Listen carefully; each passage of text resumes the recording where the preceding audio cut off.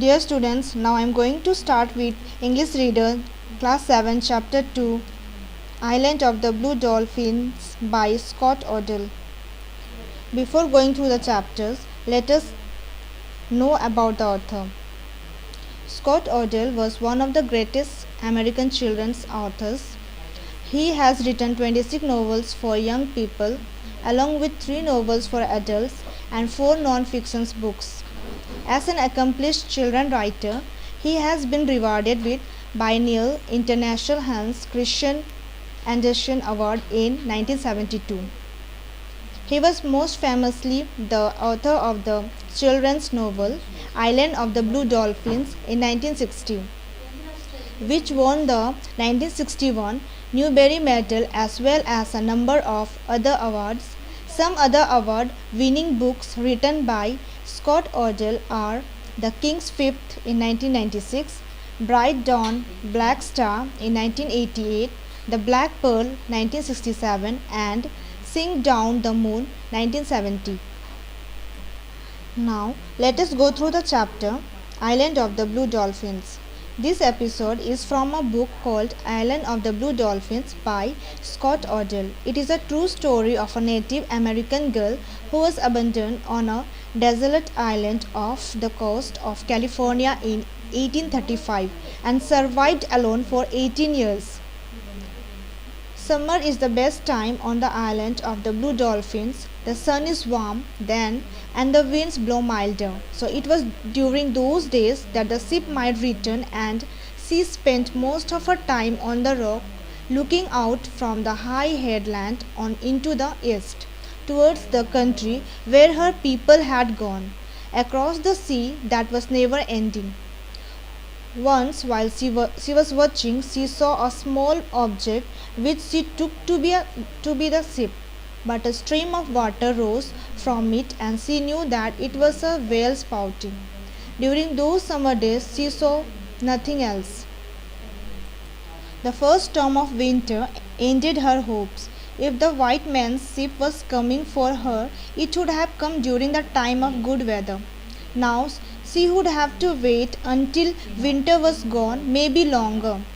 The thought of being alone on the island while so many sun rose from the sea and went slowly back into the sea filled her heart with loneliness. She had been sure that the ship would return. Now her hopes were dead. Now she was really alone.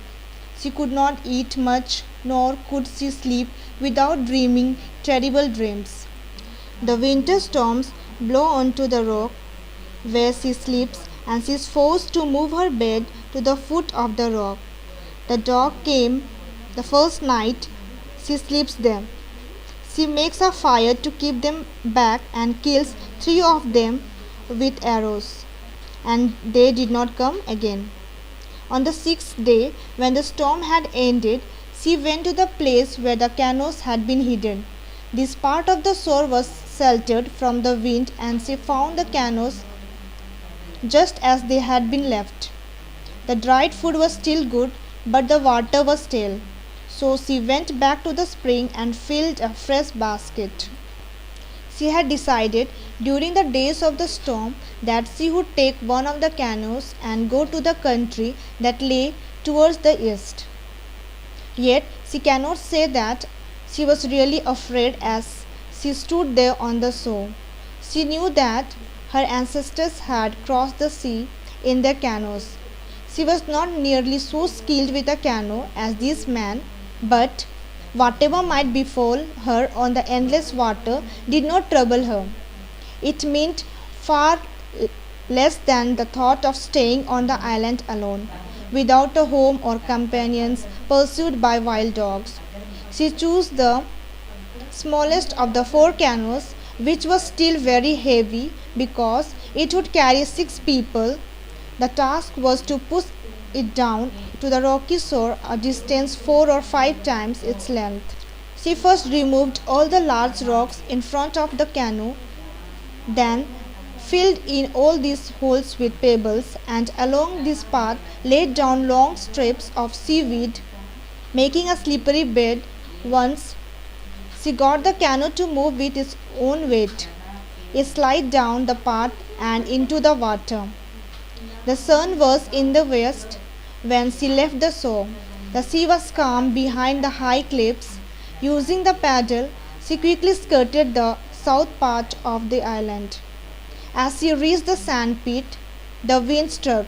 She was paddling from the back of the canoe because you can go faster kneeling. Wind she was paddling from the back of the canoe because she can go faster kneeling there, but she could not handle it in the wind. Kneeling in the middle of the canoe, she paddled hard and did not pause until she had gone through the tides that run fast round the sand pit. She was soon wet, but as she came out from behind the pit, the spray lessened and the waves grew long and rolling. At dusk, the island of the blue dolphins had disappeared. This was the first time that she felt afraid. There were only hills and valleys of water around her now. Night fell and she drank from the basket. The water cooled her throat. The sea was black and there was no difference between it and the sky. The waves made no sound, only faint noises as they went under the canoe or struck against it. Sometimes the noises seemed angry and at other times like people laughing. She was not hungry because of her fear. The first star made her feel less afraid. It came out low in the sky towards the east. Other stars began to appear all around, but it was this one she kept her gaze upon. It was in the figure that we call a serpent, a star which shone green and which she knew now and then it was hidden by mist, yet it always came out brightly again. Without this star, she could have been lost, for the waves never changed. They came always from the same direction and kept pushing her away from the place she wanted to reach, but somehow she kept moving toward the star. The wind grew quiet since it always died when the night was half over. She knew how long she had been traveling and how far away the dawn was. The canoe was leaking. Before dark, she had emptied one of the baskets and used it to dip out the water that came over the sides. Now she stopped paddling and worked with the basket until the bottom of the canoe was almost dry. Then she found the place near the bow where water was seeping through a crack. It leaked whenever the canoe dipped forward in the waves, so she tore a piece of fiber from her skirt and pressed it into the crack. Dawn broke into a clear sky. There was no wind and the long waves went quietly under the canoe. She therefore moved faster than during the night. She was very tired but more hopeful than she had ever been. She left the island. If the good weather did not change, she would cover many leagues before dark. Another night and another day might bring her within sight of the shore towards which she was going. Not long after dawn, while she was thinking of this strange place and what it would look like, the canoe began to leak again. So it was suddenly clear to her that it was dangerous to go on. The voyage would take 2 more days, perhaps longer. By turning back to the island, she would not have been nearly so far to travel. The thought of turning back after all this labor was more than she could bear. Even greater was the thought of the deserted island she would return to, of living there alone and forgotten for how many suns and how many moons. So she did not want to go back. The wind did not blow until the sun was overhead. With the wind, she went more slowly and had to stop more often because of the water spilling over the sides, but the leak did not grow worse. So this was her first good fortune. The next was when a swarm of dolphins appeared. They came swimming out of the west and began to follow her. They swam up slowly and so close that she could see their eyes, which are large and the color of the ocean. Then they swam on ahead of the canoe, crossing back and forth in front of it, diving in and out. Dolphins are animals of good omen, so she was very happy to see them. Now she forgot about her the pain. She was very lonely before they appeared, but now she felt that she had friends with her and did not feel the same. The blue dolphins left her shortly before dusk. They left as quickly as they had come, going on into the west, but for a long time she could see the last of the sun shining on them. After night fell, she could still see them in her thoughts, and it was because of this that she kept on paddling when she wanted to lie down and sleep. At last, she feels that more than anything, it was the blue dolphin that took her back home. Fog came with the night, yet from time to time she could see the red star like called Maggot. The night was very long. She was more afraid than she had ever been.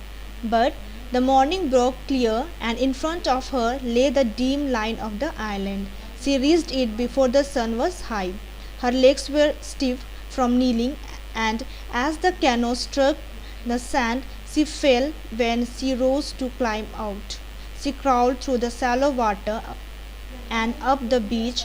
There she lay for a long time, hugging the sand in happiness. She was too tired to think of the wild dogs. Soon she fell asleep.